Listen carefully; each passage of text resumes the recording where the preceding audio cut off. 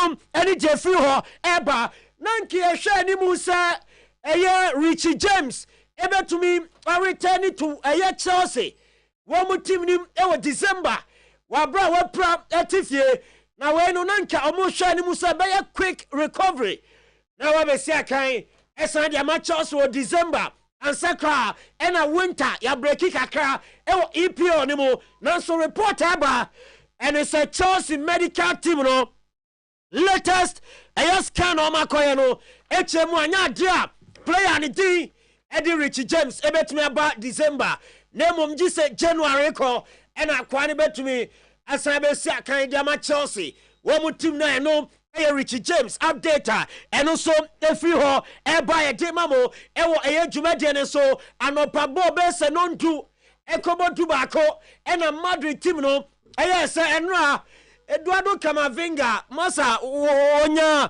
e muscle injury no wa brana Liverpool game o mu dinto no psycho prior entibe 11 and panyimfo koye scan test and the extent of Eduardo Camavinga ni injo no so etumi anya Ediama Madrid na rahu seme womnie eye 2 to 3 weeks ampanyimfo chemu am ebetumi extend e dey akodru 1 month ede ama eye Madrid wa mu team no enti se say de e proper ena edi Madrid nya enya sem ketu akra na de tiani say we were Madrid team ni more senior players awudua we matumi apply say we sia kan and from Madrid no dia Eduardo Camavinga abekao Vinicius Junior Eombi David Alaba Aurelien Tchouameni Rodrigo Goes Dani Carvajal Eder Militao we munyina players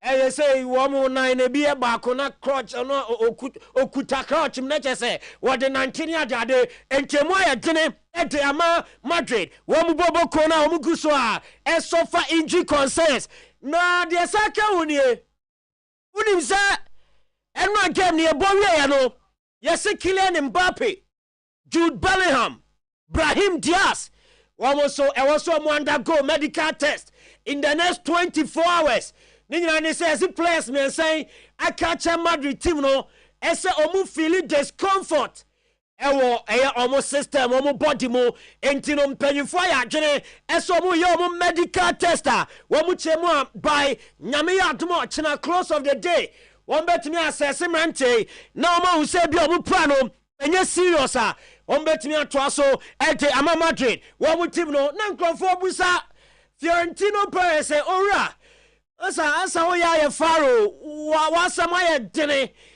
players he plan players me shame na January nka coach ani tindi Carlo Ancelotti se betuni mpo ka on for mu me shame na che players o ma prepare wo mu ba o ma beto aso e di ama Madrid ya se Fiorentino Perez aka che nkrofobia o mu ben ni se wono baby adwene ne da no nya se okakoto player bi January we edina ba ne nya ne so gidi ese players e form January no empempia na panic signing Saudi agra wo mo ba mbe flop e dia ma ento ono mpempi o pe summer chance no a good business e dia man team ento ono de just a miracle bc na was sign players January Ete ama Madrid team na so rano enya adwinita eso beto play January a eno enso de free Madrid wo ma so ye enso eba na uko Rayo Vallecano okay James Rodriguez masa 2014 World Cup akwani bogo bia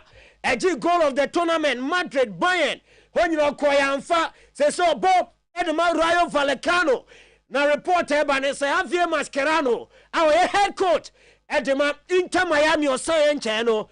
Yes, waka champion for so. Anka Onya James Rodriguez. Ebe kan Messi ho. Luis Suarez ewe ni muwa. Ojidiye senke bebuani team Inter Miami pa. Entino they say yes Rayo Vallecano paying for no. Womo akache James. So Inter Miami omu show interest ontino obekwa na onkwa say no so ayen komodidia asase ewo eye Rayo ene James Rodriguez womu so aso ya yede eno so nsam no edimamo ewo dwumadie ne so na Madrid akwada ya say wo be search ono ye fa no Raul Asensio when born a boy men can fanada obo papa na unim say Spanish national team coach say so a coach bi a no coach under 20 or and odi be more senior team no yes na need young players when we imagine more confidence we are good on the ball when we are aggressive until Luis de la Fuente according come and odi to just say oh say the omo Raul Asensio under their control now the tennis I was so money break akra now to me develop a Madrid team no name and prepare there e bia obetumi atonsa the a friend Raul Asensio the na rem was Spain one national team La Roa na akradano and so aba Bobby and so the Spain one national team na no good news aba and so etima Raul Asensio I was say kan etima Madrid one more team na day and one seven etima mo e so afei keke yenye we quick na chese yemfa mono ne nsem no emfa NC na onim say enne UEFA Europa League matches etodwa Samsung Conference League games and also ebaso na we no striker exclusive yes and now wa my us ese na yemfa emamo na ene de we carefully selected games and e de mamo e o show ne so de tienie Fiorentina ebo Pafos our move free Greece o kwakwagia Jema Fiorentina ese ono ebetumi ashe sa game 8 o'clock and as a game ne Basel Conference League ni mu a ye de ho nsem ma Hediham ebo Chelsea wo fie je Chelsea win Tottenham Hotspur any Roma ebo ewo UEFA Europa League ni mo eno so kwa je Tottenham Hotspur double chance Real Sociedad any Ajax Amsterdam ebo oje Real Sociedad double chance Manchester United any Bodo Glimt ebo win any Manchester United afei SS Lazio one game no and also toga na the tiani say Lazio and so kwa na wakwaje win ete ama SS Lazio and so honoma wa bromini Ludogorets Razgrad game no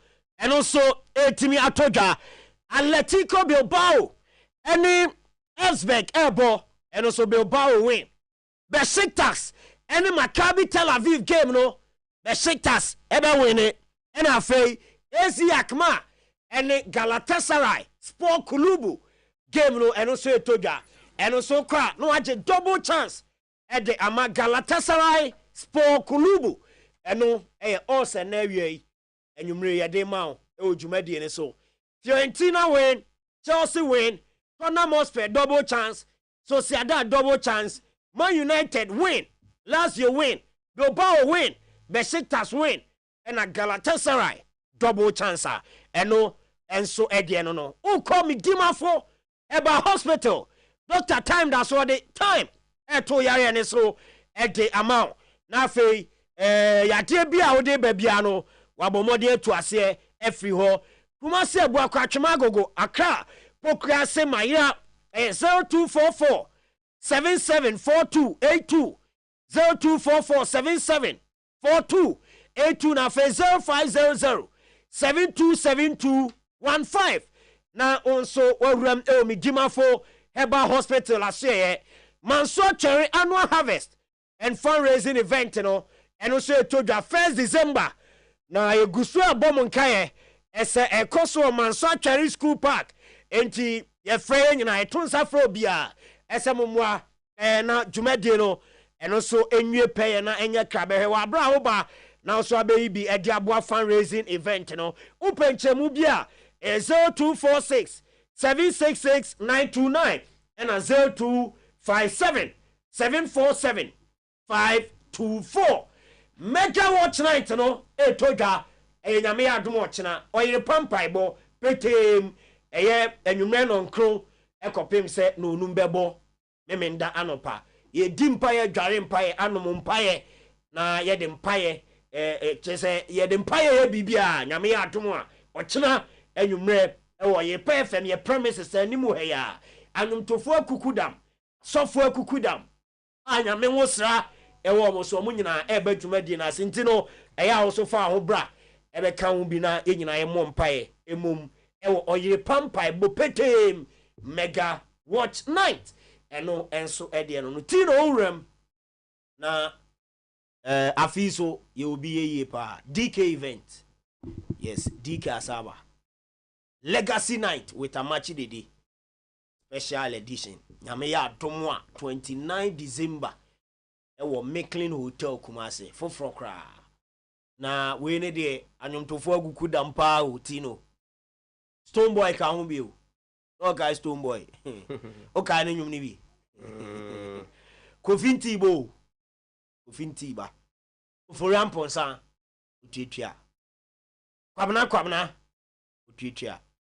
Akosia Japoma. Okay, akosia Japoma. Kabi ni minti ya eke onoso baby. And then the legendary himself Nana Amachi Dede 29 December and a Jumedi no baso ewo Maclean Hotel. Yes, DK event and covered by na afidi and a buono form regular ticket at 300 VIP 400 and a couple 500. You know who can na mutua 500 afimu nyina na mudi akuti anyumtufo akukudam ya ho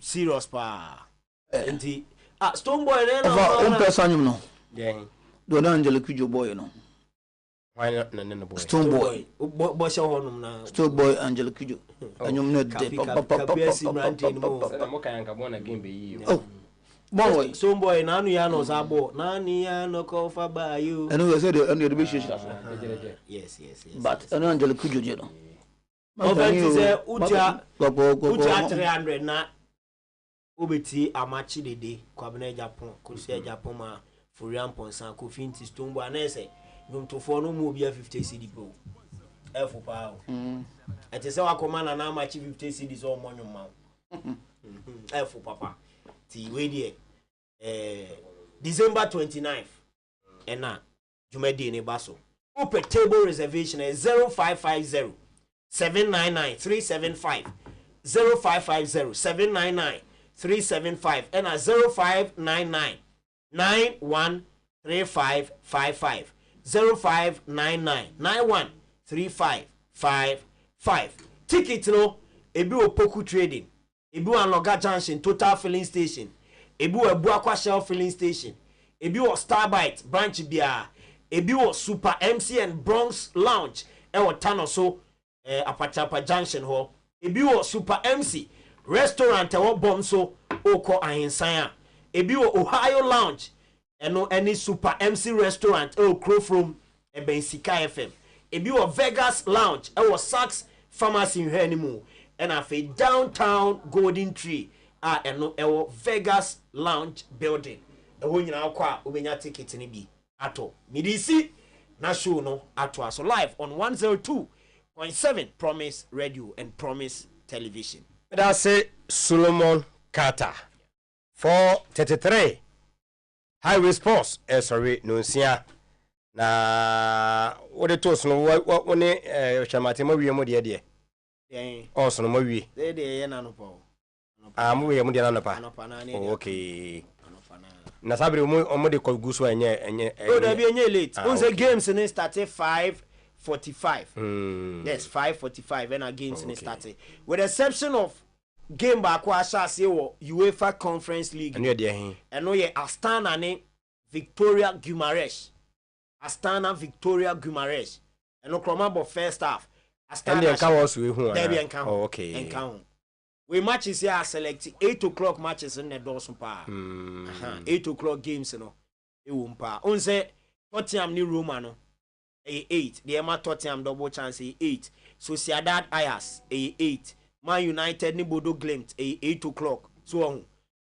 and uhemu a Lazio ye 5:45 Besiktas 5:45 Athletic Bilbao 5:45 Galatasaray 5:45 tini achem ti we 4 bo 5:45 enu 8 na aka 4 pe there's a vim kese pa any edi rem 9 matches na amsa mo de go so. Yes, 1 2 3 4. When the back one can ye 10. 9, yes. 9 here. 9 here. Where it Mrs. Sasha Bero. Papa.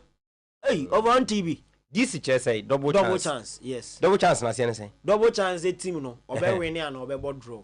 Okay. That's when Lucia. Tottenham na wako this year man no. Either obe win. And obe draw. When team was cry a draw. Draw. Oh, okay. But I say Roma send they are saying no. Until ni so lose. Double chance in say ni se ulusi match no. Win or draw. Mo go ne free kick di enkwan so ho hey, you will throw in there fouls do player to score. You will do obenya ebia itimi ma ebia first 15 minutes corner say first 15 minutes throw beba corners. You will yellow cards, you will booking, penalty awarded, penalty to be scored. Ni nyine edoso over. Us ni doso. Itimi chebi goals ni achi omochi. Itimi ti goals. Enra mo de also e bi bai. Oh e bi bai. Na eno ade ende emu ye de ne de mai. Emu ye den pa. Okay. Ko eno na disappointment wo. Sa. Yes am. Eno na disappointment wo. Menim say KK e wo sa we na nko de beto so abad. Un say games ne ya na dodo na atike. Nti we ne de ma say ya. Usu betimi, unso obi wo ho a e na adwuma onimu dada. Ye no de ye predict say na e betumi as based on teams no current form. Any omu nhia mu. Any tournament na nkasa competition no mo bo no to obi wo ho the money say ya yes am akwanya say oh wetimi a alternate kakra e bia wo feel say yes Chelsea be she yes Chelsea be she unyi na fi say draw unyi ni say Chelsea ko away no obe sha insu kwan betimi en Chelsea do na de ni nti eno ade ni okay eno a Stuttgart e mu ko Liverpool win e be mu ye ko Liverpool win eno a Stuttgart ye man double chance lose ye S2 chese double chance na okay draw or win nti S ne chese draw and BTS. 2 no BTS they both team to score nti unze eno a PSV win here Bologna Leo both team to score eno toy Dortmund double chance eno toy Liverpool win eno toy say PSV double chance eno toy Stormgrass ni Girona 1-0 for Stormgrass say Monaco any Benfica. I think later on Benfica betishe Monaco. Via Juventus both team to score and also and a Celtic anyway so Club Brugge Jumbo 1-1 and a Stuttgart will lose I think 5-1. Debbie it should be slimmer than this. And I make us say games in the disappointment boom. What I say? To say expect to say Stuttgart based on our form or demonstrate to a Champions League in Omo toa omo kra no omo na for na boy me refi team no Stuttgart say no ne expect say Stuttgart kan nya de kra no e was say obo draw ne a share 5-1 so what I say enti games no sometimes yes another bad I share 5-1 sanity enti no enti na ka say ye de ma wa betu trick ne kakra based on Clementino that yes Red Star Belgrade yes Antino it's not we on say Monday Tuesday so you be buy say no so KK wo ho Tuesday you be buy and so unlucky for us Man City man win no only did 3-0 e be tete within 15 minutes yes and Tuesday no matches they buy nyina no kapi ni nyina take except City there no yes so be say then I'll go with you yes so you na say one you na say imagine of error no from Tuesday say no matches GA nyina ye je Bayern win Tuesday dey so ni AC Milan win okoshe Inter win Inter share Leipzig 1-0 ye je Arsenal Sporting both team to score Arsenal share 5-1 to mu follow your highway bia moye oh yes the matches one Atletico Madrid double chance or win Bayern win or win Man City win and obo 3-3 Atalanta double chance or win Leverkusen win or win sometimes in the prediction no ubo say team bia won expect say nka obe 4 predictions nim no na or their call sana ya na football team me da say Solomon Carter boys nan to aso na mon fa efficacy mo say efficacy mo no sa na friend but sa they say investment can say investment Madam Fubion. Ne phone say no. Wa creative folder bi da ho no actual investment. Ni ma de kro na me se me bie ma he. Me bie ne betting apps a ono de agu ne phone so ne ho no apia kogu. Be se me bo betting app bi adi. No betting apps be 5 a o twa bet ho. No de agu sa folder no ato ne din investment. Uje ne phone a unim se ono na dwuma o na investment wo. E ho na ne sika nyina opia gu. No fire. Yes. Returns and so bad there e bumo the oba office I mean no be ah so chem na me nyanti ase I say many so time kra ye ba betiasim gise no nsia highway sports na so we dey mesra mo me she obi a t-shirt na mesra bu samatisi ese dey motima free kumasi akọ UK street Masi airport na making na nya report yes here ba say na almost Ethiopian airline for Ethiopia dem afufuru bia o from we ye ho dwuma ma me na etesa ada oko UK na nzia o ba ko bi dem anim na ase say confirm dia na jesenka ya hwere wa haya apre ko na ye say ya gotwa kwa on cry and they are me kwa me release no say I think mama date be within December okay yeah I bet me start on starting full operations yes. From Kumasi to UK. Kumasi yes to. London. Transit to Addis Ababa na. I'm not named there, but they are transit flight and but on perform say you don't need to go to Accra. Okay. You get it. If you are free Kumasi now to Kwana, wait me call Prempeh the first right. Prempeh the first international airport. Na. Announcement free na. Obi adia to say say Ghana airport for no crash wa confirm. Initially we na through mo but see na me hu say omo so I confirm say I ready but me mu bebre hwe say the solo ke bia na December mu na best start dia okay ani nyina ye mo ma ye nto aso na yemra emehwe anopano okay we say it's confirmed Ethiopian airline from Kumasi to London Kati Ayala me da say bra and ono ase 3 December o sani adrowi okay Kati me da say obey akrofi o se wofa akwaba obey ajo so messages emra na enkosi no nsia no ye behwe ede amamu anopa no on today's post Johnny Walker yes Malik Jabel legend for Ghana as well as Kotoko nkoma ni diye e today's post e beje brena fi ye wiei yetimi edi ho nkomo na wakasa nsema ode atudwa no ye beba se binimu gidi ye se onkotwintwa ogum anem kwani obefa so a obedini dwuma ebra woni ogum enya asem bia no wakirem ena nkofo so de bone se Johnny ase sabi waye se bokokora kakra okra wa da fi be for the decade 10 years muni you active say okra technical na coaching wo bam no so mo wura fi a metima set record no straight and check okra na yebehwe na awie e de no nsem e de aba akomia wo di ngomo kakra o hasa na over not for now okay so so before the na ho paso na Kotoko na Johnny appointment no coach Malik Jabe appointment na you need to speak to people who are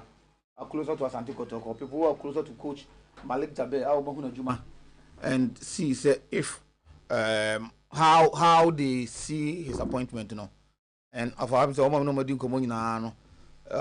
positive positive when it's football you talk to football people. You talk to those who know football, who understand football. You see, and these people are of the view say, one good step, sir. As one good step, as Andoko Toko, take.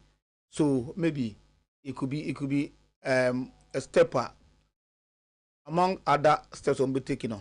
Beli di Kotoko to the next level. When I'm complaining about Kotoko technical team setup. When I'm complaining about Kotoko management setup, I think it's something that is glaring. So, and then anyone else will say, "Man, we'll be a point. I'm not a sure." You see the point. there's no perfect human being in on this planet. There's no perfect human being. You get it in America, you get it in China, you get it in Ghana here, you get it in anywhere. There's no perfect human being. Iripa and might be perfect. I hope you get a point. Iripa might be perfect. Now I want to believe was that Malik Jabel's appointment, say if there's a problem, my mom for complaining about Asante Kotoko, I think say a move to solve some problem. No, mom for okay. Our point, say. Also, I think say yes, he's a technical person. He's a football person. He's a top coach who's coach at the highest level, and he's a retiree, an old man, 80 years in October, December 8th. But over there's no doubt about that. In the and someone now walker, I think he's only reassurance and Kotoko supporters say they have to come on board. And he was talking about even last week. Now, Coach Ogum was in his house. Coach Ogum was in his house. I'll call to speak to him, to have discussions with him. I want to believe say, to go for some early advice. I like that part of our car say yes, he's taking Coach Ogum sending back. And clearly, Obama in the back preoccupy. You see, the good thing about him, they say, even players will coach you or no more to say, colleagues. You see Malik Jaber, Joe Pokuntis, Kosia Pierce, George Kennedy's, Safu Jamfis, and thems. My voice and na tisimu yipa afina. Yeah. Na inyanu via na yakoshe dear Fred Papu eka na yetie George Alhassan ono so eka na I say ana me pese mi busa ha ase because me pe clubs no pese me adwuma mo ko fu we no ka ono mo so mo ne dealer na suntia na pese me wi ana me de kakra bi atu atu ntia na unya clubs na odi wuru adodo ho ma me na fa bi be wuru na ye kakra na ye do mo de no e de abeso so but ye be he na yetie de Fred Papu ene George Alhassan eka ede alfa otu ado ne bench no ho se omutimi boa no ana omutimi amua no na Fred Papu former vice president for Ghana Football Association yetie di ono so eka alfa afcona yentimi anko bie no eno so yaba abeti ewo ho nti keep your messages coming na enu se yensori no yeba modern na yetima kenkan ede amount yewie nso a na yebie ahoma no e de atum amamo na motimi atre madwene e wo ho ti mami entie Johnny Walker na ye hwede odi tudwa important player the coach who will do that I'm sure that I've won Sunday na who minister Sunday relations Sunday I saw it who name who is the coach and who was the team manager so movement via nobody can go through. Okay, then again, there are people who also say that you have not been in active coaching for about 10 years now, and that the new things happening, you may not be abreast with them. And also, Johnny? Ask them, 2016 up to today, how many years? I think that should be 8 years. Tell them that their 10 years is not correct. 2016, we tell them that. I took the three to Congo. Okay. I took them to Togo and back. They haven't even paid in class. I know you're a training grounds person. You like going to training grounds. And are you going to be around? And after you sit home and coach will come, and then you have those discussions. I'm promising you that I will not miss single training session. I will miss. If I miss, I can't check. I can't discuss. What am I going to discuss with the coach? It means that once you are the training ground, it means that you'll be part of selection. When you coach in the best selection. I will just give him his due. Maybe the selection. I've seen it. Because during the training, and I will interpret more like, no, this guy try him here and let's see. Try him here and let's see. But I could just say, when you was saying, you play right now. I could just say, one day I said, no, this guy, will be too much. Let's send him to the, we don't have any good episode. So he doesn't use the, but he was too much. Let's run the Promise 102.7. Metimi a promise kotokochita for say training grounds what there. Let's tell me ho ententem so. Enye se me kwa na me ko interfere. Me na konya na ogum aye na dwuma. Na mum so obi se best mfinhie du omu hume ebia technical ho na se coaching mu de 2016 akra se mo kai me anti 2016 de nkra na edien o se U23 2016 AFCON in Congo Johnny say ehokra ro ye adwumenti no obi ka na chese no kra bia enim nti oni coach ekoye adwuma bom nemum mo amobe storm kotoko training grounds no mo be hu no bra no so obekọ kese obekọ sa na wawuruburu mu kakran nyese sebe okọ akọ interfere edika hete ho de achọ se ogum ba report de amano mu wie game o se ne technical report no etimi eye krado ene nkosi ochena din ba ko mienu bi eba abeka ho na amakotoko IMC no emu etimi ayedu unsa no kro mu ne sese nyese ye ko betisi yesi abo bi din na edi sika ba da bi ye finance from enhia ho a kusi se direction ne be ye adwuma se ha na ekono sana da achi bia no oba na be ba na chese nhihye ne da ho na oba abeto aso nyese obe se bibia nti asante kotoko enkomo no abusua de tie ewo ho eno no low ranger akomia sechi ewa ha o se Otumfo wants to win Africa with Ogum as head coach and Malik as technical director. Michael Ajimendria. Okay. Young Quay. Is that the work of technical director to be at training grounds? Kati Ayala. Okay, Kati. That's it for your also Ode Aburam. So, yankwa na akomia afi na wote asimi na ene no so wode to aso na ema na asem no mu yedrunti captain akomia sechi Malik Jabel Johnny Walker on today's post over I think that there's what kind you know and he's spot on I want in some okana no pano I make us a one to reassure the populace especially as Sandeko Toko supporters yes, he's ready and available to work for Kumasi and Toko. You see, people start questioning say a tanker director na Jumani Soboko training grounds. I don't back on more infinite Zoko. Is it but you shouldn't be too long. Biana akomi wadaruma. Biana ya see a conference me nimu deals biana o ma ya hwema som no technical directors no ho bia. Okay, the technical director co training ground what's wrong with that? Is it all you know the obusa kwabia no so nimu onya question obusa person say that it shouldn't be nai sana what the question as the donation of nai okay is that the work of technical director to be at the training grounds asem obusa offer what they so a question obusa na obusa question okay me dey obusa asem ti bi kra obe hia answer you know of the technical director co training grounds there's nothing wrong with that that's all co training grounds of course to see Nema Yakoso for himself. Sometimes mobile in the boardroom to draw strategies. But when you get to the training, say, pardon say so training grounds. I didn't do any who are there. Of a yes say, you ever catch it at any point in time. What did I say? So I don't think there's any problem with that. You should instead support him do the work. We're talking about Coach Ogumononkwa or Mubia. Among for say may have never agree with that assertion. Me to muda say ononkwa na he doesn't report to anybody and obi akasama would blah blah blah. Sorry for nothing.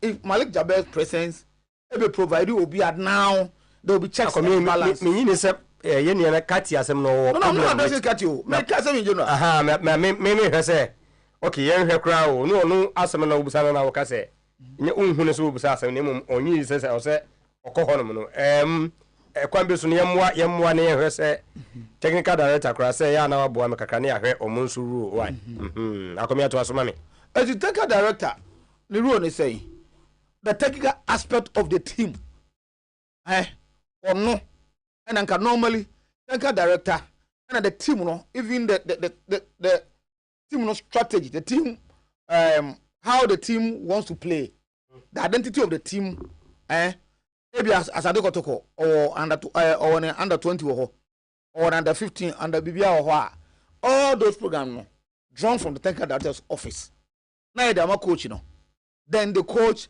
use that the work. The person Kotoko ebo game say, I want Kotoko to build from the back, right? Kotoko to be a possessive team. Kotoko want to be defensive oriented.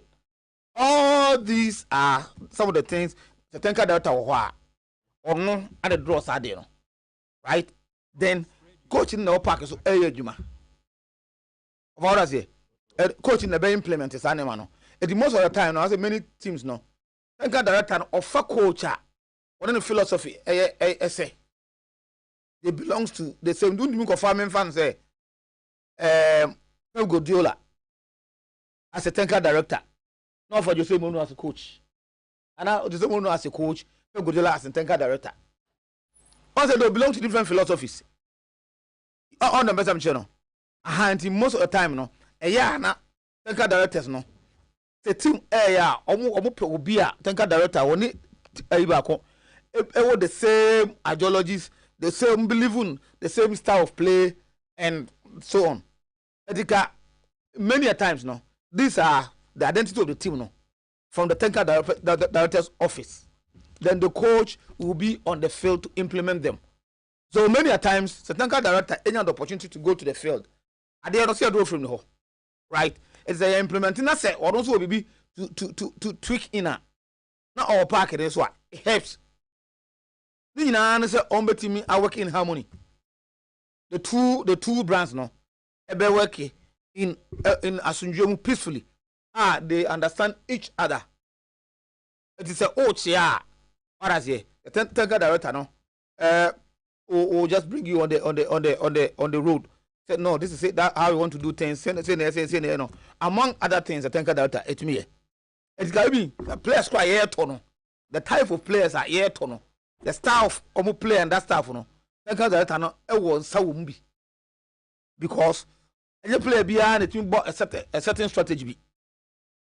What I say, the coach be because who plays a war never game is you two. It's a Tenka director or send a person boy say I'm person me yena. More top players are.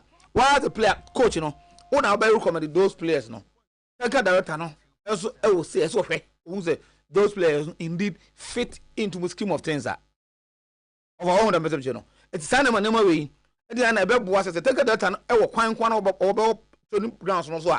No necessarily coach in the park, and it's all child, and all coaches say it's just an on sir. But because of that understanding, another rapport, all the two of them, sometimes even in the course of the training, to me, the Tenka director to me our park and be a coach in China. Now they will be discussing issues. They will be discussing one or two things. Almost free say so we are able to me aboa. As the Tenka director going to the park, there's nothing wrong with it. But Johnny want to be on the field, maybe from afar. Sometimes sitting on the stands or now or proceedings over there. After training, then he and the coach will have a meeting. Normally discussions on one or two players. He been who will be a player we or sometimes players with different attitude. I don't know the example here because piano. So when Kosiapia came to us and Kotokono. Or Hero. He was not the head coach, but advice to the head coach catch and say no player and three more thing. Not necessarily say the three more thing, but in football, your language, football language. Be how aggressive. Cross now or the bad journal. Let's try him at number 3.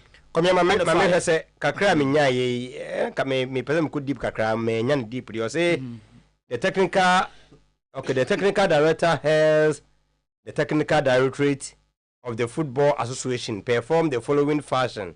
He formulate guidelines, strategies. There cannot mean be a question. But over how say the football technical director helps football clubs to develop sustainable business model and sporting identity over the multi-year period. They may cultivate global. Okay, by inference, I was talking about identity and that strategy and that stuff. So, maybe on business aspect, I'm saying, my name is Keke. How the to Facebook am I? You can read from the, Okay. the technical director heads the technical directorate of the Football Association, performs the following functions. He formulates guidelines, strategies, and policies for the training and the technical development of coaches of Ghana football. Not limited to Ghana football. He helps advise the Executive Council on coaching and technical development matters in general. He may be called to supervise national football team coaches if need be. He is responsible for the strategy, development, and technical direction of the technical directorate.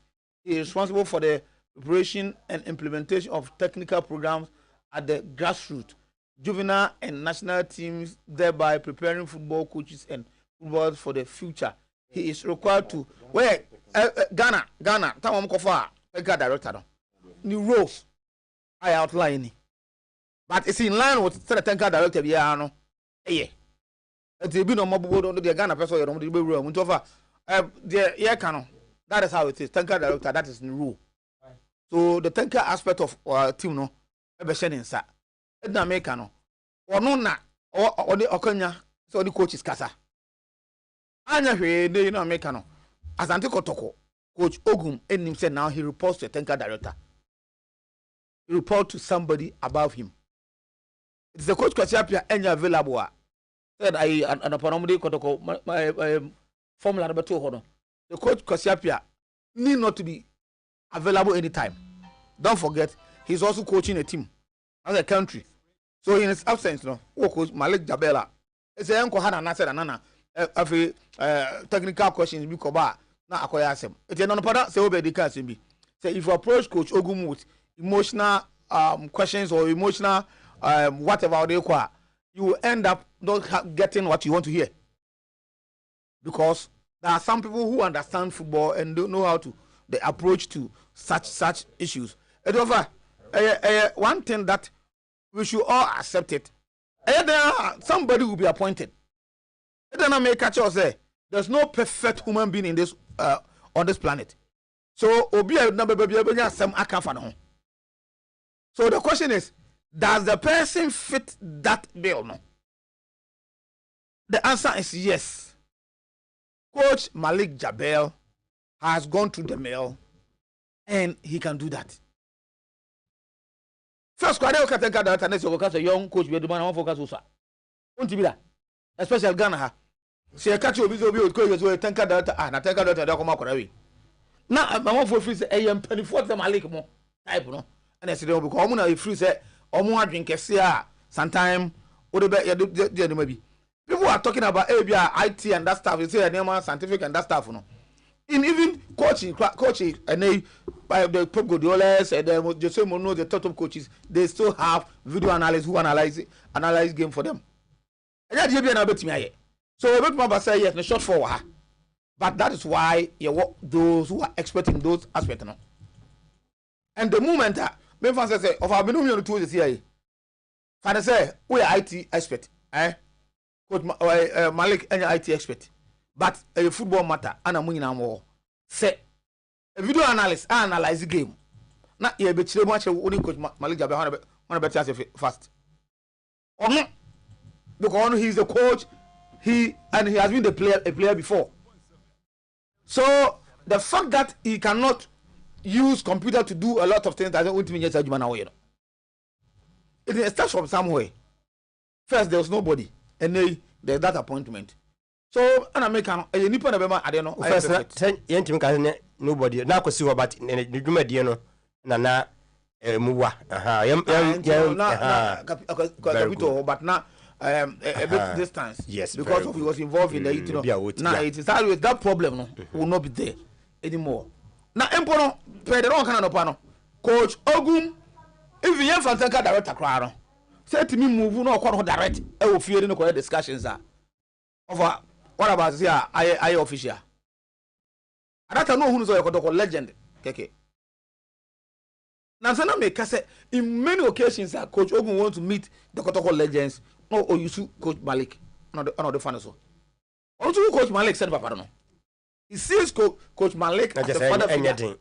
And you know, that thing will not be there. Okay. And that conflict will be you know. will not be there. They hear and say the understanding no be say no. What way the coach respect the technical director, the technical director also respect the coach as a coach on a juma. And that's I think that at the end of the day, no. I want to say everything you no.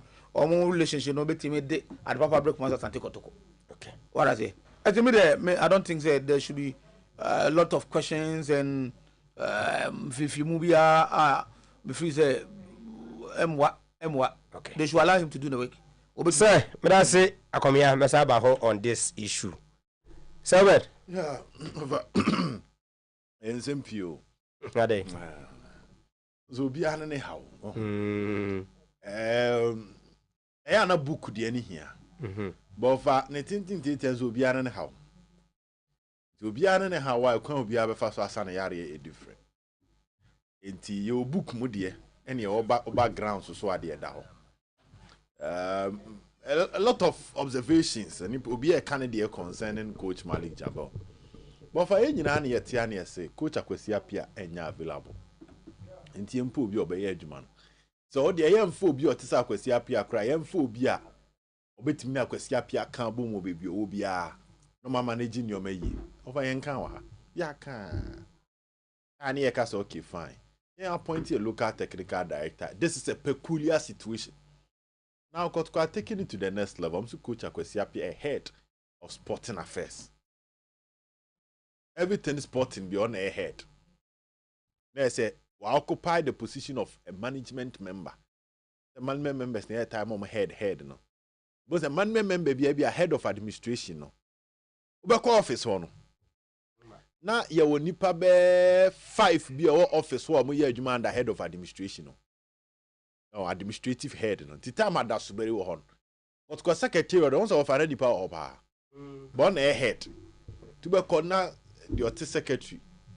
Or working under that Suberi, because it's part of the administrative structure. I'll be called now will be a cash room. Or only in charge of finance, be in charge of records. Or board administrative manager. This is a management position for Coach Akwesi Appiah, head of sporting affairs. He who be a chair. See a name will be as head of sporting affairs.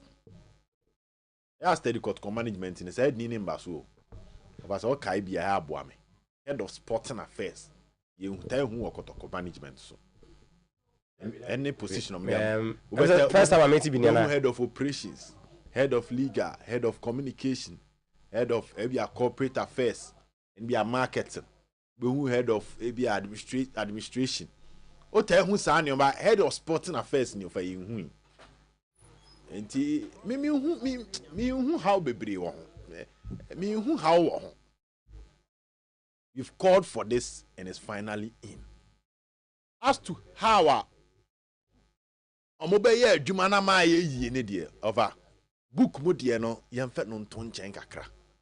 Because I think in Kotoko's case any direct application of book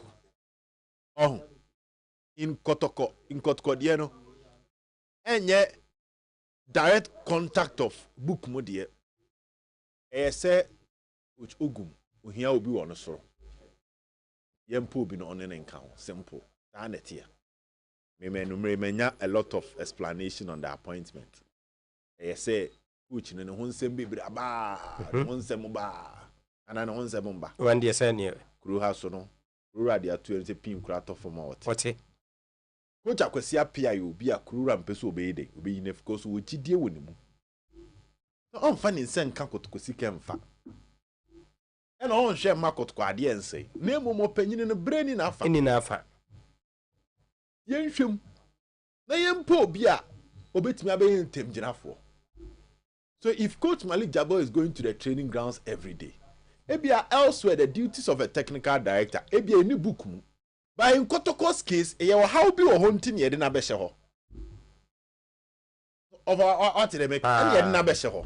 So he is supposed to watch because amanfo aka and a coach no nko overpowered onu bia no kasa cha na wetie na pinkren nya time nko ekwaja achi de bia okra sabi oni technical ayi no de ontimi nko ho de bia and we see ade bi ba won chen de bia na ti ade ni mudu so there na pinkrate Kotoko training grounds de bia over oko ho enye news bi it is a separating your mind. Look at time and na on and then they be na ya kotko training ground so na ya de bi abo na ya ko debi na ochire bi akoma bi aba mienu ebu okra be na ochwe mienu no nsi hoda cause oye other things bani a okotokofo a ebi a week bi amo se da so beri be call kakra week bi se David wo ho a omo hwe neoma so what neoma na so after a year and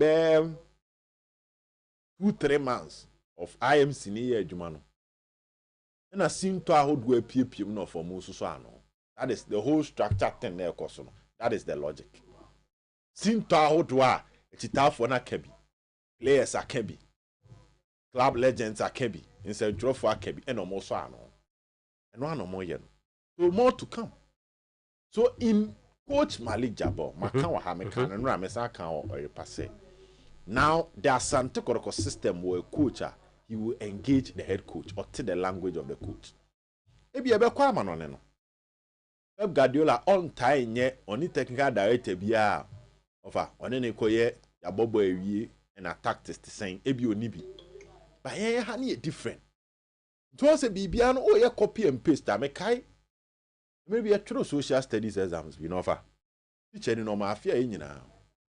Unim say na answers no same question no but no asesa no ya eti row we so no yen answers ye pe than the ote won chen say obisa ni pan say number 20 no say na ewia objectives no obisa 23 or say no atro so obisa unia 23 nya ne 23 no de no the same exams but how de ni different from on ne de no ana no tie any exams the ote won chen no questions no live for we the questions here different to oba na ojeje a oje half word ni nya akogu ba bi fa akọ because momo answers ni different from her same question but the afrefra 220 obi 10 so sometimes ye copy ade from anone a we na direct copy and paste the bebo ha e betia to form because of her ye how no ene omomo how no I am more design e sa ade ne nyepe ana sa so ne wa ade bi ofa so one koye omo de any copy and paste preko a wusu de no ye enye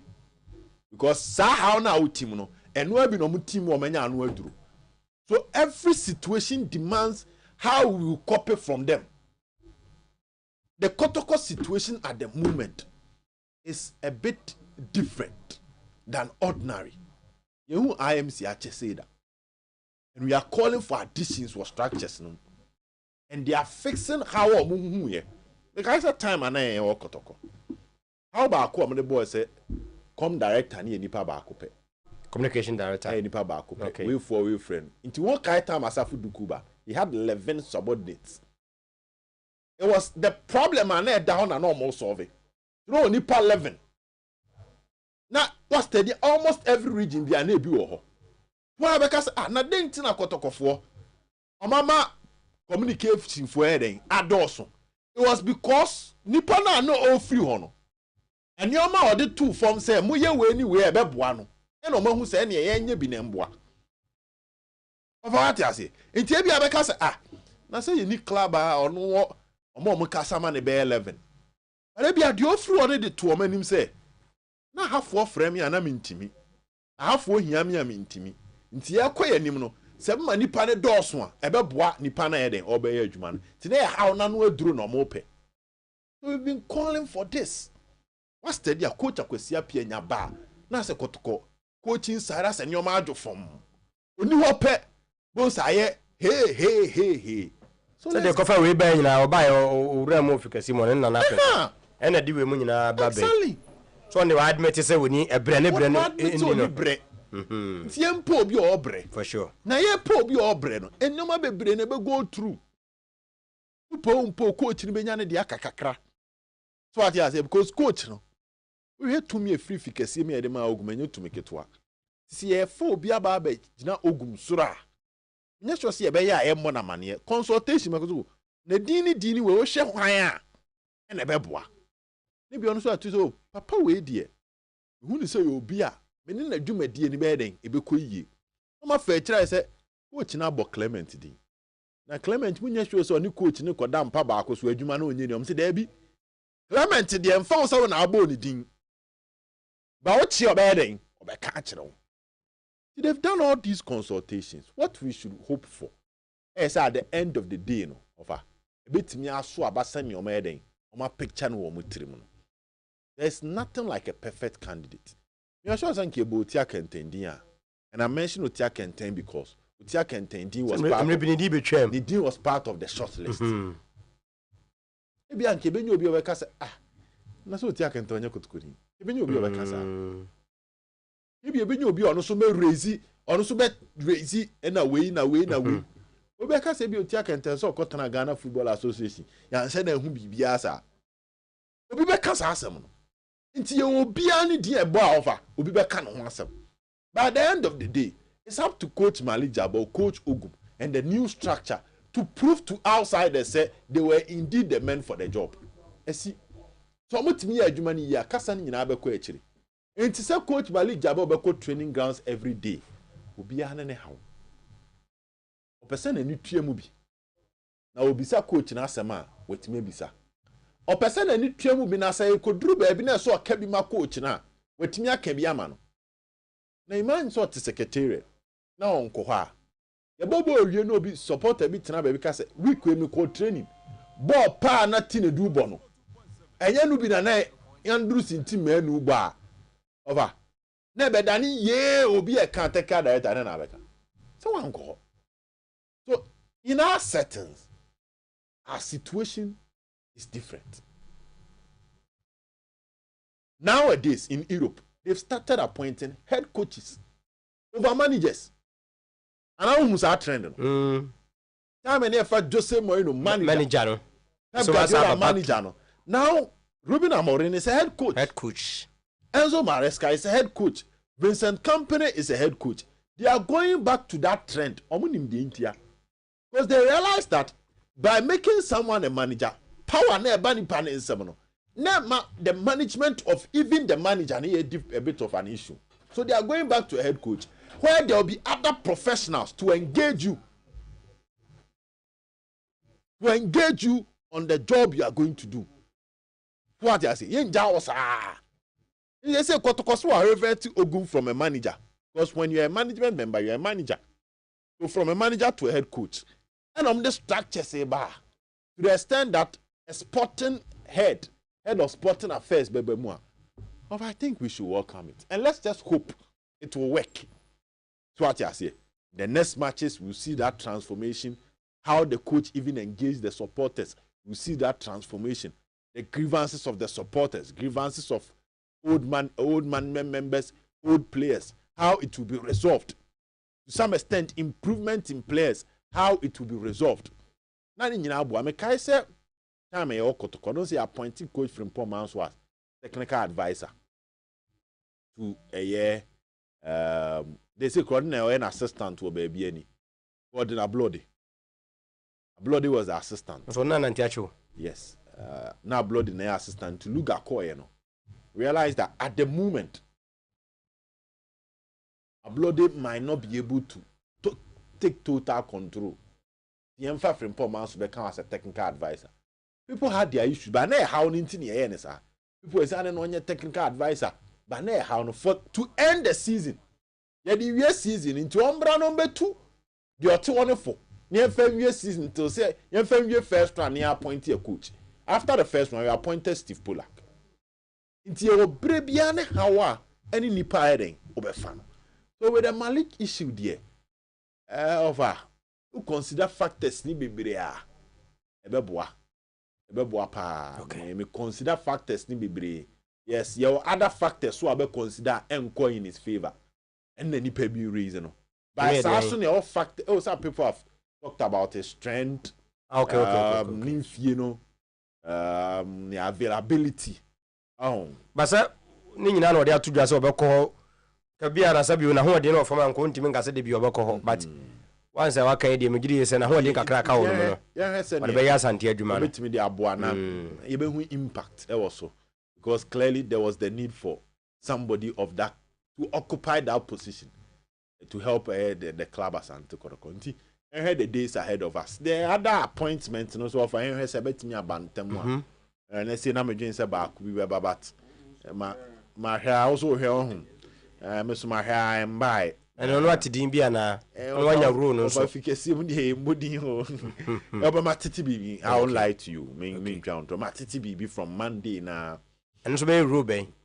Rules need the offer. In fact, so beer, obey me. I have communications, I have administration, as I had the corporate world. Baba, I mean, saying, oh, send it easy. Women names are more dear. What's say, more example? The other woman in for communication. My example, we say Kwame Beniako. And your Kwame Beniako, I'm just giving what near example very good. You might say about Kwame Beniako. Kwame Beniako, so quite perfect. Wait, you handle communications. Perfect. So wait, you handle administration. When he has subordinates. Because I know you can't be a header. And the same time, so bet me handle the corporate world because that is where he's coming from. What the picture I say?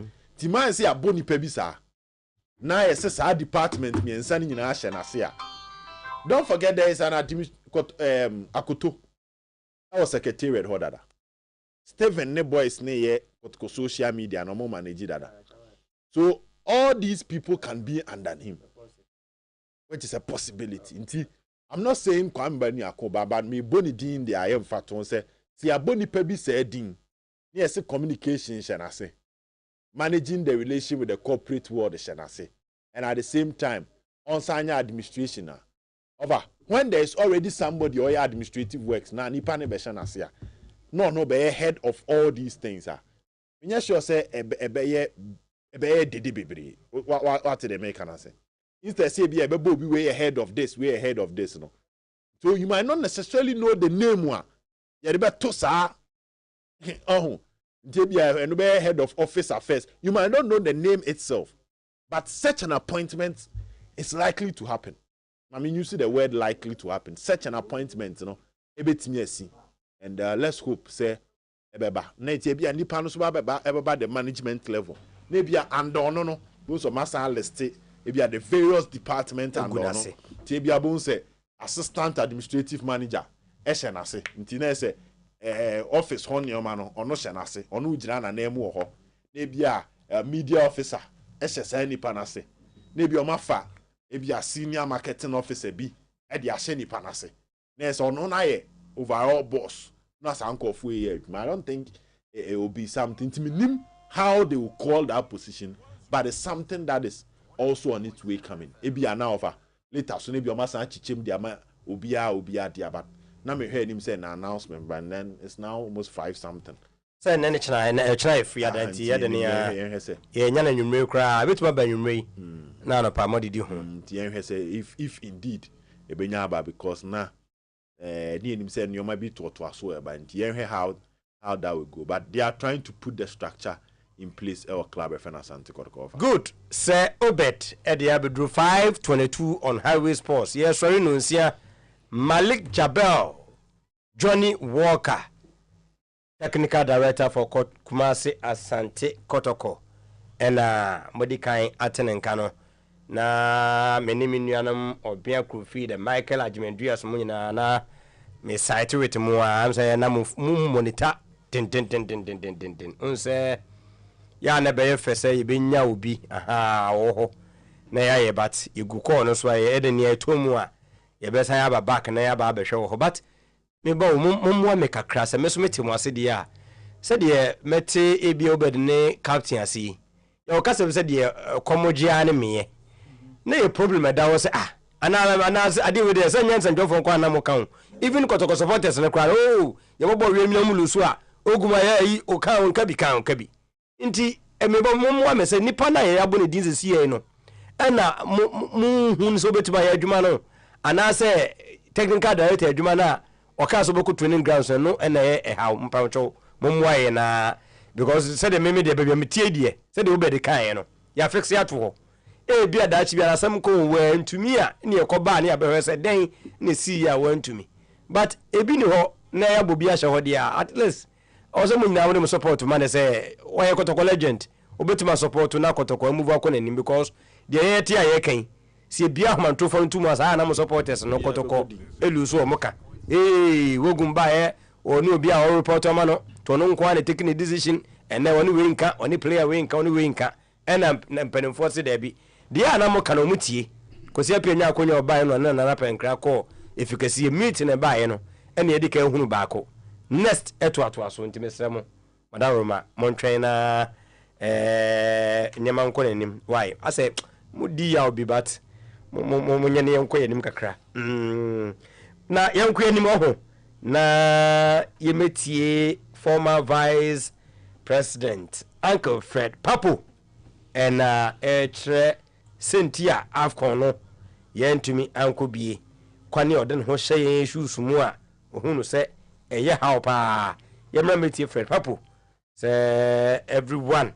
ojiri ye se saade na hani bia no we deserve se betumi aha no we de yemra ye ba na yako George Alhassan ho ono no eye Ghana football legend oso hu se ase omomudi otuado echi no omoboa no yenkomna.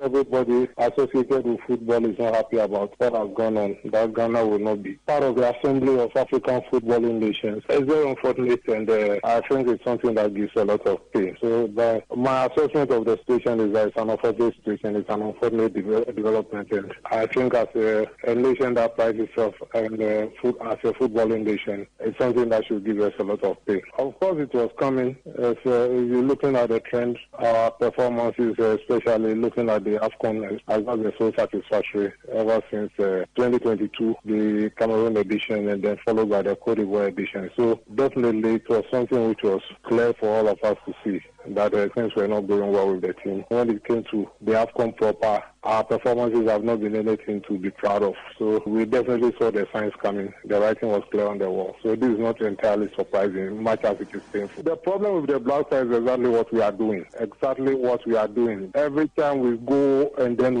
we fall, we hit a break. We come and our concentration is always about where is the problem, who do we blame. We don't concentrate on what to do going forward. We don't look at the solutions. We don't look at the future. We dwell so much on the past. Good to dwell on the past to the extent of identifying the problems to solve. But then we should give equal attention to what we have to do. The problem is mainly, there are many problems why I see many different areas, from the playing body to the tanker body to management to the overall administration of our game, to the ministry level, the FA level. Even we as fans sitting back in the media, we all have our contribution to the problem. The problems are many, but the thing is what we do going forward.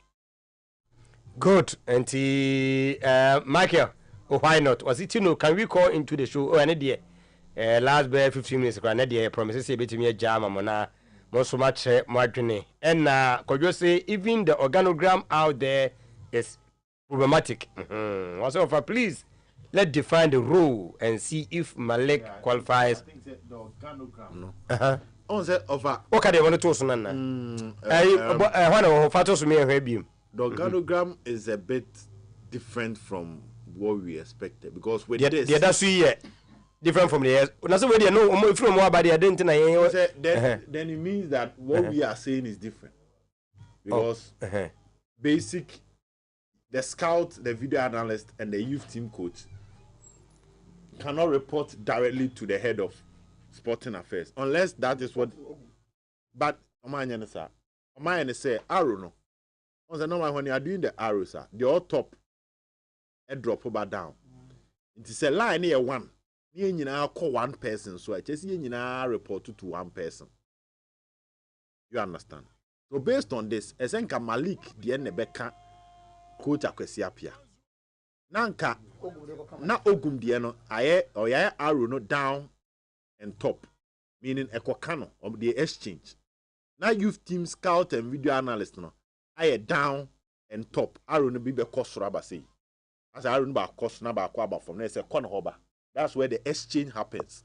But in this case, it means that the head of scouting, the head of the youth team coaches and the video analysts, they all head coaching were the same line. So now do you get my point? It means now were the same line. So yes, Malik was top there.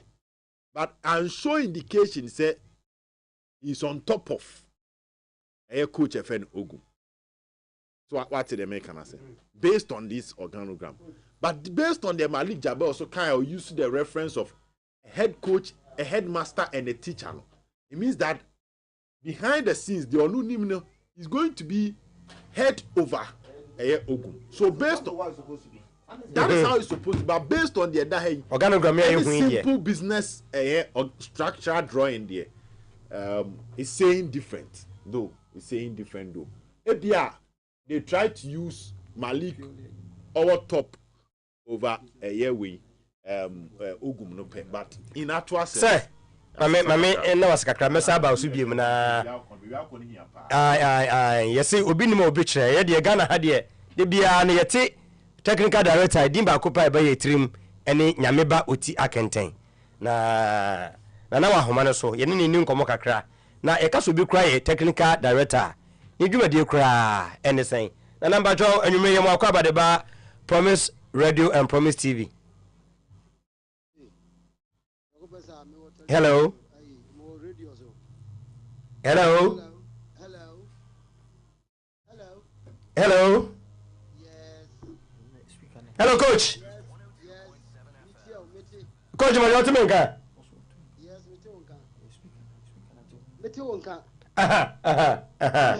The name can be daughter Menka. If I told every man to you. Now you be here more cry and you may our Promise TV, Promise Radio. Sir, yes, we'll be crying. Technical director. Need you a dear cry? Anything? Hey, a woman, you say, oh, club level now, or a club, national level. Oh, national level. But you're ready and keep here, club with the Wadaruma. Okay. My Nina, no, it do baby. I said, the technical director, one the lead. So now was I a director, the national development program of the association and I say BBA or India. It is all the back club level crano. Club no, as I said, on he leads and directs the technical programs of the tis a BB or no more. It takes him be a name on the top of a credit sadia. Na HSA me ma bichim for maybe me coffee na me kai pa na say na me ka say me ya me pefie obe ho me kakra coach no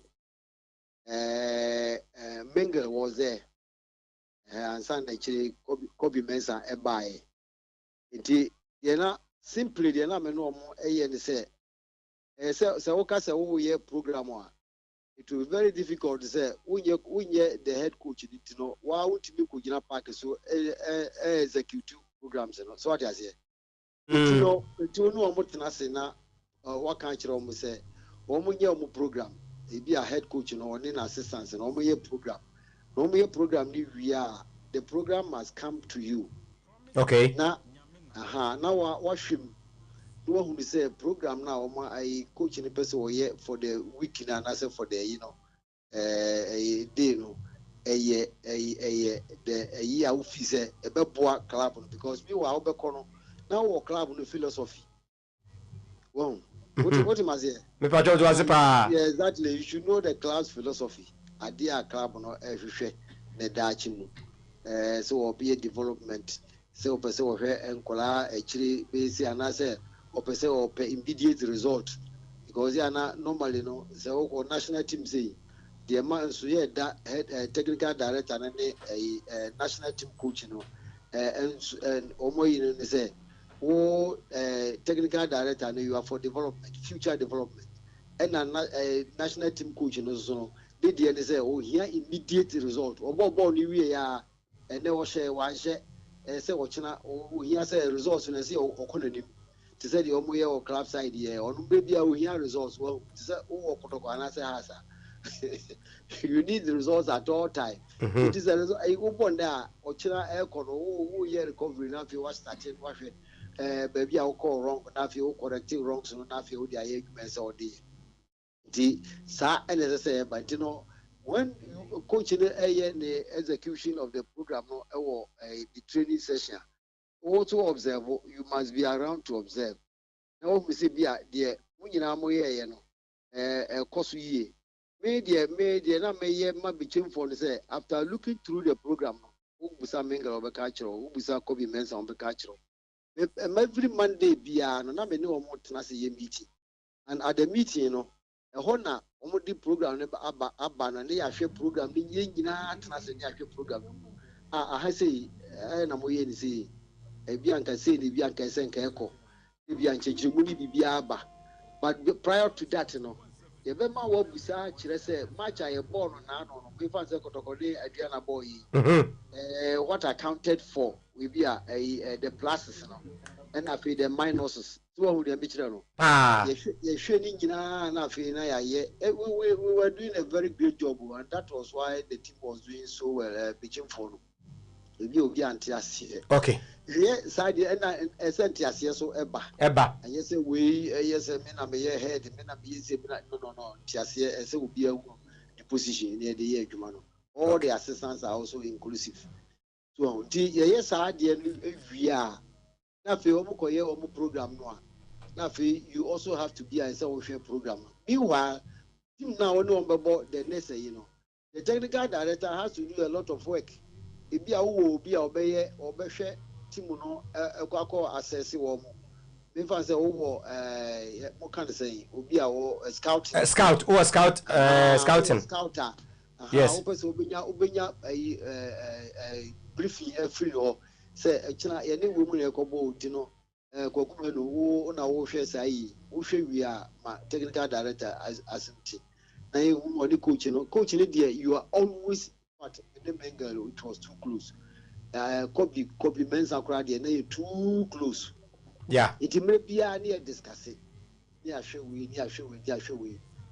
Now free what we say. So we friendly match be obeyed. Why you need during that Monday na Mushia no. Mama my budget in the BBI you know.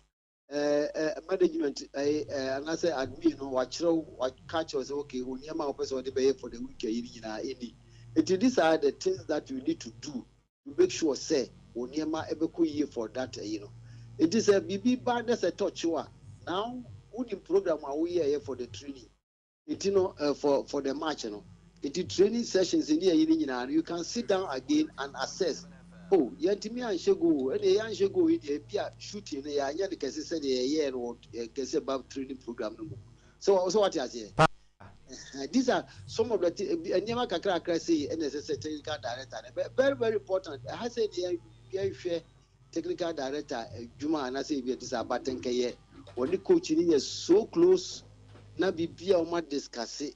Na fi omotimia Juna no say NSS. We had in fact media 3 years I had a very close relationship with Mengel. And that Kasim Mengel. Kasim Mengel. Yeah, Kasim, yeah. You know, Kasim Mengel call nations, you know. Na Bismarck by. Kobe Mensa by. Yeah. Also, I was so fortunate. Bia. Na me so me ye omo coaching. Some me also na me share omo nyina for omo coaching license ni ye ni nyina. Inti advantage kakra am say me so me nyae no.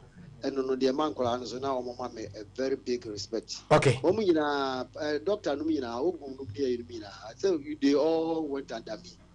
And so advantage kakra me so me nyae a e ma me nyae yo me no omo kasa omo temase ye coach kakra meeting dia ma wo pa wa nya kakra wa boy pa na metewase ye tiefo ayete e Promise Radio Promise TV na me ba oti akenten na yene ni di nkomo technical director kra ni rule ni sen wo se anye bia na wo se wo kokra hu team no ni philosophy ha ene ye pese ye de ekọ wo se nya akonya na oni wo coaches ni hia asedwa da bi kra no ma report the amount te sen ka mo kobo ball kotoko game against Future Stars which is Sunday also wunya scouter no kohwe se dum si bobo o ka kire wi a na ni coaches na trans say ni azun kofo no bobo na coach ma emrem kakra uko bechem no na odwuma die no na eye de bia so wo training grounds and as e ka technical director here say de bia wo training grounds sanity but fortunately every day I was at the training ground nyame mama wode nyame o ma wode e na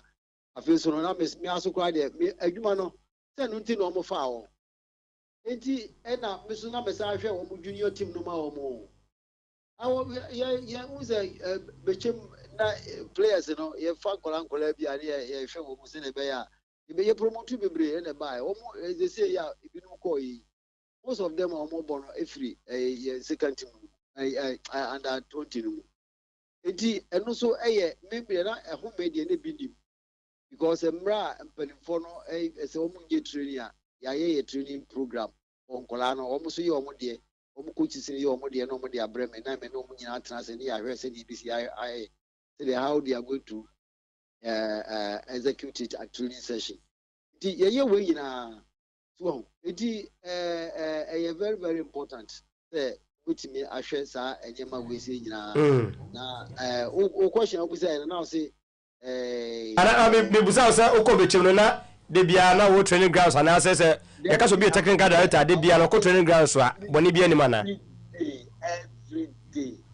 every day me person we ba ka chem say so me ma omo ye office ma me e wo you know me wo office through training session I mean kola de wie empene omo ba be ye omo de wie na afi ya ba be ya bank empene phone so de empene phone ye na no pa ye opportunity e be ya wonu betimi anya wenu benya anopa ayi kakra awia kakra na awimre so wonu so benya ayi kakra me eduru ba bi kura no akwa we ba e me ne ye adwuma kakra won se de owo media masisi broni no Abrodino mediama I was Niboja ubisa masema Niboja obeka chiro what he even went through with me and then they can count because he also came there now also your money if it's audio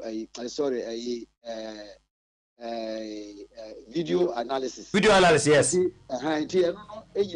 very important because you have much area the video analyst so they would say and the coaches now we and the ma about the uzi and the we eba say shooting defending midfield and then they can how the ball went and so I'm watching then now you get to the pitch so you might you found some football you have to so who are located with time for that short. So we did, in fact, anyway, meeting we can only with our coaches, they will tell you what we went through. It is now, the most we were media, my dear, and to Okoya, look at him, he has every ABI, man. Unfortunately for him, so Okoto Alutesusua, Adote, and Colano, and Colani, and also, okay, yeah, no, afraid. Busa, a Hefan fire is even at any other time you crown. Some of them be a yard. Yes, and yet at the end of the day, will be a man by country say, winning a casa, watching BB to see another boy. But on the edge in the samba, would the owner much. Let the person take a samba. Mengel echo ya mengel ejini samba ya odinya ayeko yen oko ya okunya baby so sebio ekuyi kaka was somebody mentioning Utia Kente? Somebody. That's what I'm saying. We are more Utia Kente, but they in fact Omo Jumaya dear Mengel ne your friends Obi Mensa dear Meka say it has been wonderful for them. They are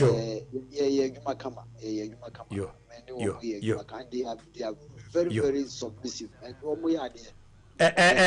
na coach na kame me sebusa bi mse minimala oni John Malik Jabe share pen na say Kumasi Asante Kotoko afa as technical director minim oni na share pen na then abeka area fa appointment ho oh Malik dey say sa afcon na e call Mali no unim say na me assistant coach was Amdudu direct assistant coach of Black Star and Malik is so Benko Vita also na waye the first say goalkeeper say trainer so Okaya goalkeeper coach many Malik here very, very close minus everything also no unim say on the start and Sunday call Malaysia no team that qualify for Malaysia no Malik in the start year under 20 no correct on the start year na so mudru omo first match was you know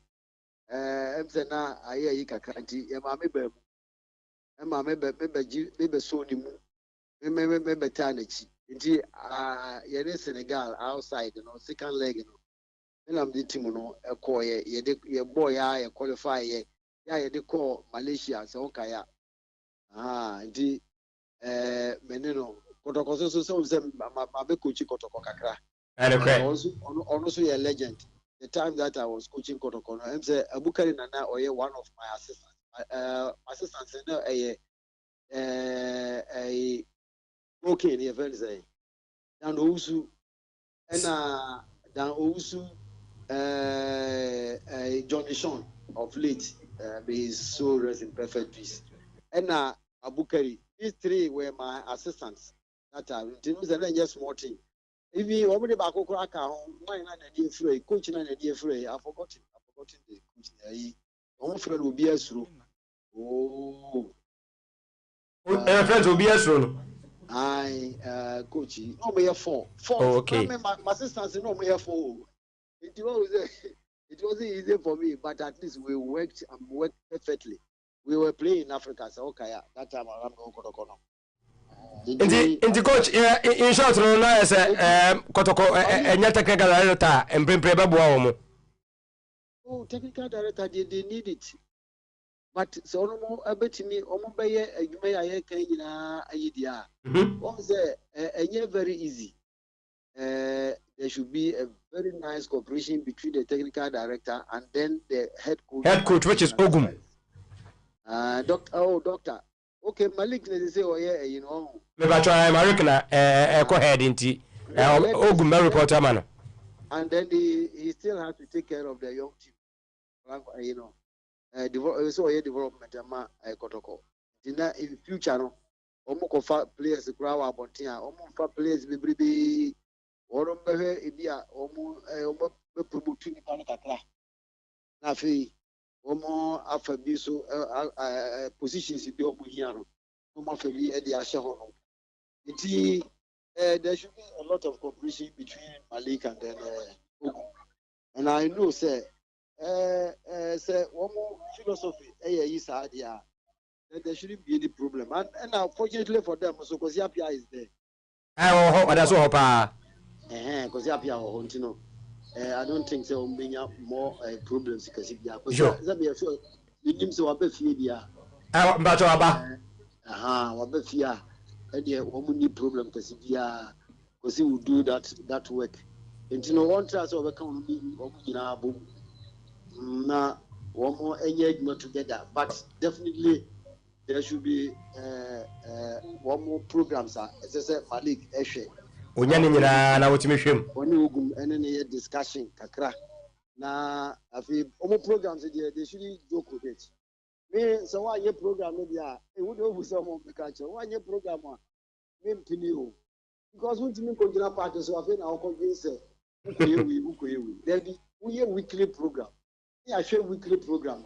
Say daily no do baby na best fine because you are not a slave to the program, but the program here we do baby our help with me assistant. Okay. So all the nature no on bit me assistant e bia na e do baby na yes what dey markets and I say what dey e bia course to be ban one farm then probably we train you need to tune it to suit whatever at all that you need to and crap. I know there should be flexibility.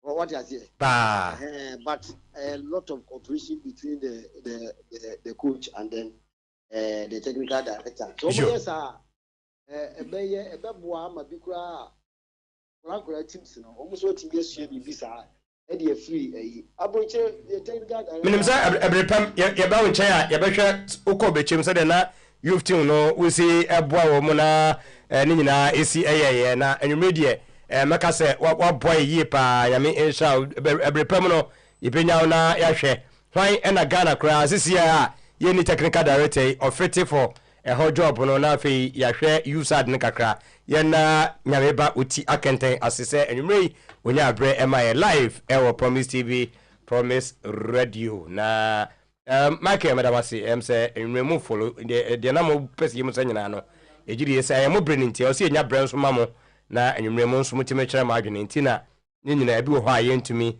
emfa enka ho no akomia bremu just a minute na. I think the coach was hitting the nail right at the top at the spot maybe yes man na can.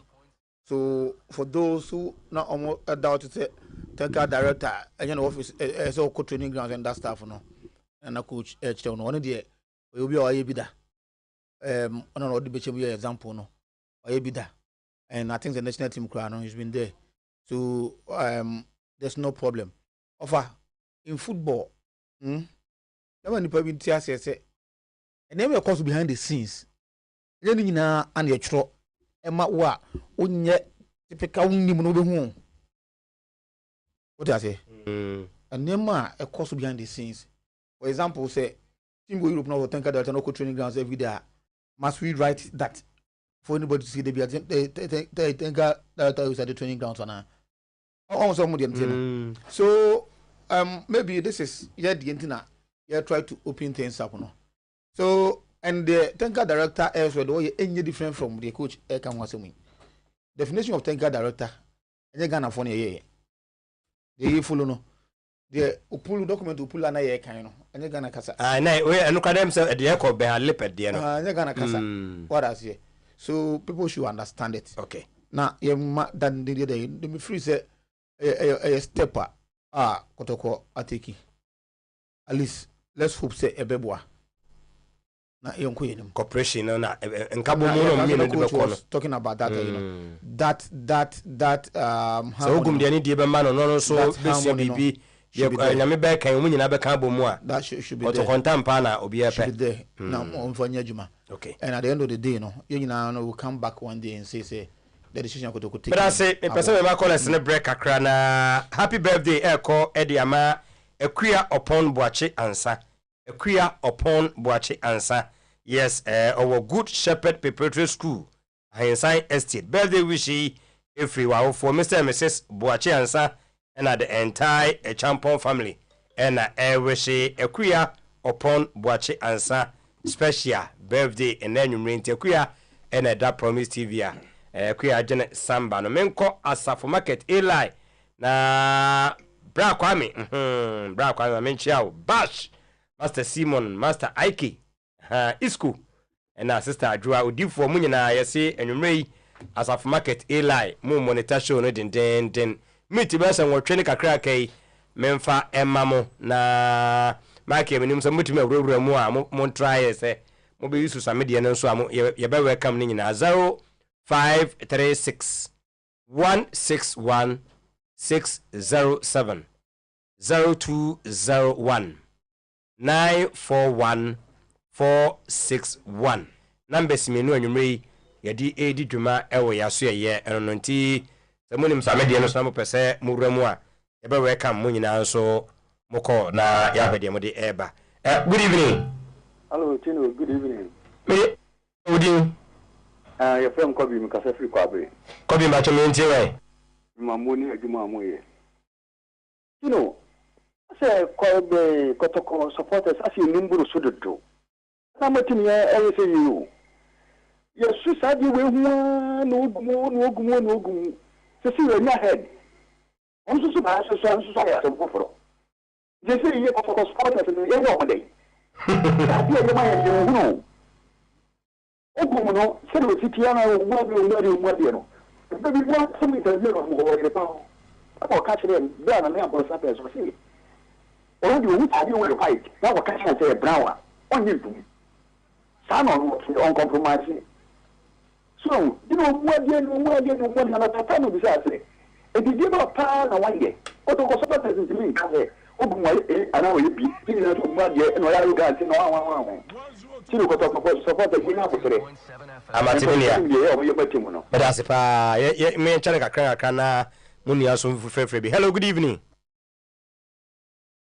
Hello. And to me, and you know, so 0536 161 607 0201 941 461. Hello, Minya.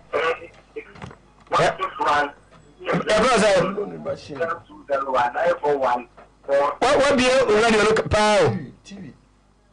And I can feel TV. Why? Hello. Good evening. Never say. And TV and I can feel when you're casa phone. Why? Some young first when you're ready. Yes, some academy say. Ofra, to me in your cake and answer when you're now angry. Ofra, would you try who free TV? Oh, the Okasa will be a befro, Metewana, and yes, I will not know who's a Okasa. Where's a distracted? Yes, some was asking with DB as a offers a TV now here radio. I just over through home, and I would do near Casaphone. Why? And to me, and so my mini dini ye, a birthday ration a year, a queer upon Boache answer. Okay, a queer upon Boache answer. A school, oh, Good Shepherd Preparatory School. Inside estate from your mom and dad, Boache and Sa, and a champion family, and a queer upon Boache and Sa special birthday. Hello, good evening. Good evening. Mini Ambassador.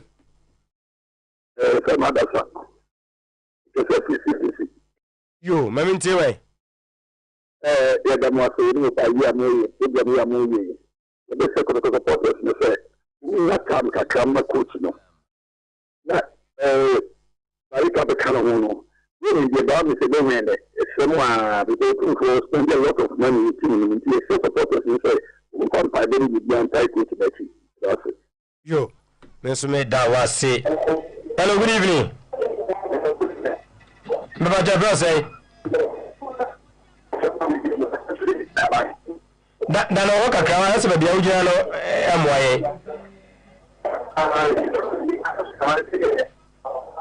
hello. That be Kobianka or Danoka Kaka or when you have chairman position who ye a break a crowd, maybe another to my beam. Hello, good evening. Went to me, and you know so 0536 161 607 0201 941 461. Minim so minyo akami twaros na mefa mo so de no kakra wo samela no so na samela fa de na me na ye WhatsApp no so mo so betima fra ba obi aba ye ni kan finance. Hello, good evening. Mini awudi so yo so ko ko re at le ko yo mo na be yo bo MTN Africa PVR e be ko break akaya ko to aba ni wi a na omobobo. Okay, you sure pa e ko ko yo me da se pa minia. WhatsApp line Mike mo pesa mo friend 0244 9275 76 0244 927576. Men friends here no so yesremo yenu anu mo abuchi ne pesa mo use for WhatsApp no metimi ewuramo ananka ya fa ba ku mienu bi but before that ne emfa mo amawuramo wo hey. Hello, good evening. Good evening. Me ba chawdi. The brother Kwame Asake because of his uncle. Yo, Kwame. You are my enemy, and I support